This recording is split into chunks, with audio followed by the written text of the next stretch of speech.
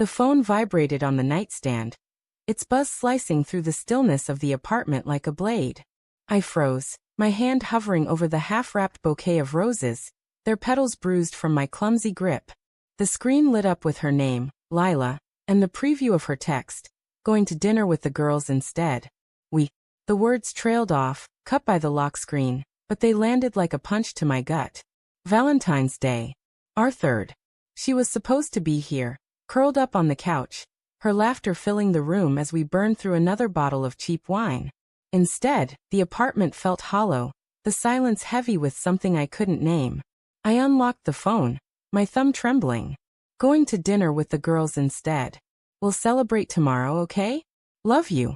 The words were casual, typed with the same breezy tone she used to order coffee or tease me about my terrible cooking. But something about them gnawed at me. The instead. The vague promise of tomorrow. I set the phone down, the roses forgotten, and stared at the flickering candle on the coffee table. Its flame danced, casting shadows that twisted like doubts across the walls. Lila had been distant lately. Not in a way I could pin down, just small things, like the way she'd linger on her phone, her thumb scrolling through messages she didn't share, or how she'd started taking calls in the other room, her voice low, the words muffled behind closed doors. I'd chalked it up to stress. Her job at the gallery was demanding, her boss a tyrant who thrived on late-night emails. But now, standing in the dim light of our shared space, the air thick with the scent of wax and regret, I wondered if I'd been lying to myself. I tried to shake it off. Lila loved me. She'd said it last week, her arms wrapped around my neck, her breath warm against my ear. But the memory felt fragile now, like a photograph fading at the edges. I grabbed my coat and keys, the need to move overwhelming. If she was out with the girls, fine. I'd surprise her. Show up at the restaurant, play the doting boyfriend. Maybe it'd spark something. Remind her of who we were before the late nights and half-answered texts. The city streets were alive with couples, their hands intertwined, their laughter a cruel contrast to the knot in my chest. I walked to the Blue Olive, the trendy bistro where Lila and her friends always went for their girls' nights. The place was packed, the windows fogged with condensation, the hum of conversation spilling onto the sidewalk. I scanned the crowd through the glass, searching for her auburn hair, her infectious smile. Nothing. Just strangers, clinking glasses and sharing desserts. I pulled out my phone and texted her. Hey, where you at? Thought I'd swing by and say hi. My finger hovered over the send button, a flicker of hesitation stopping me. What if she didn't want me there? What if this was her way of pulling away? I hit send anyway, my heart thudding as the message delivered. No response. The 3 dots of her typing never appeared. Inside, the hostess greeted me with a practiced smile.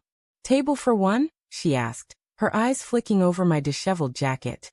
No, I'm looking for someone. Lila Harper. She's here with friends. The hostess frowned, checking her tablet. No reservation under that name. Are you sure she's here? My stomach twisted. Yeah, she said she was. Maybe under someone else's name? Can I take a look around? She nodded, gesturing toward the dining area. I weaved through the tables, the clatter of silverware and laughter grating against my nerves. No Lila. No familiar faces. Just a sea of strangers, their joy mocking my growing unease. I stepped outside, the cold air biting at my face, and called her. Straight to voicemail. Her chipper greeting, "Hey, it's Lila, leave a message," felt like a taunt. I walked back to the apartment, my mind racing. Maybe she'd gone to another restaurant. Maybe her phone died. Maybe she was fine, and I was spiraling over nothing. But the doubts kept coming, each one sharper than the last. The late nights at the gallery. The way she'd flinch when I touched her phone. The perfume on her scarf last week. Something musky, unfamiliar, not hers. Back home. The roses sat wilted on the counter, their scent cloying now. I poured a glass of whiskey, the burn grounding me as I paced the living room.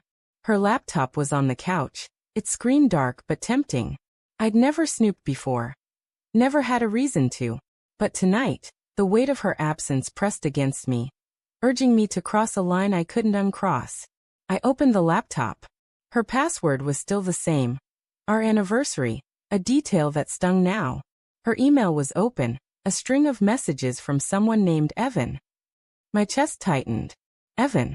Her coworker, the charming curator with the easy smile and too familiar handshake.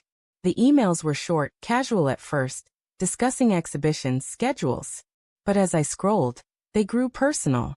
Can't stop thinking about last night. You looked incredible. When can we do it again? My vision blurred, the words swimming on the screen. I clicked on a photo attachment, my hands shaking.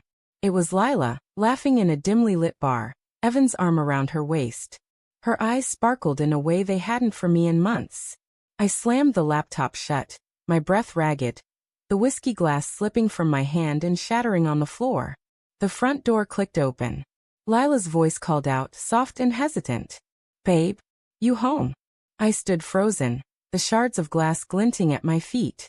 She stepped into the room, her coat dusted with snow, her cheeks flushed. What's wrong? She asked, her eyes darting to the mess on the floor, then to my face. Where were you? My voice was low, barely controlled. She frowned, setting her purse down. I told you, dinner with the girls. Which restaurant? The Blue Olive, she said too quickly. Why? They didn't have your reservation. I checked. Her face faltered, just for a second, but it was enough. Must have been a mix-up, she said, her voice thinner now. We went somewhere else after. With Evan. The name dropped like a stone between us. Her eyes widened, her lips parting as if to speak, but no words came. The silence was deafening, confirming everything I'd feared. I stepped closer, my voice shaking. I saw the emails, Lila. The picture. How long?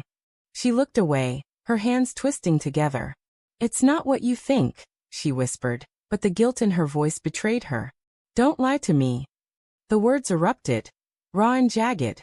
Just tell me the truth. Tears welled in her eyes, but she didn't look away this time.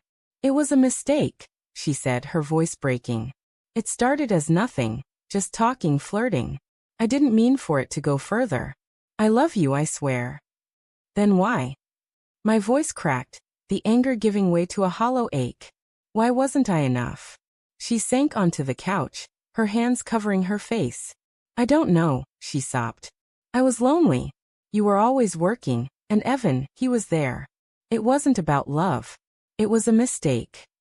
I wanted to scream, to throw something, to make her feel the pain tearing through me.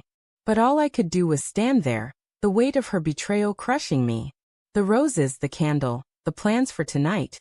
It all felt like a cruel joke. I'm sorry, she whispered, reaching for my hand. I pulled away, the touch burning. I need time, I said, my voice barely audible. I grabbed my coat and walked out, the door slamming behind me. The city swallowed me whole, its lights blurring through my tears. In my pocket, my phone buzzed, another text from her. I didn't read it. Not yet. Because the worst part wasn't the betrayal. It was knowing I still loved her, and I didn't know if I could stop.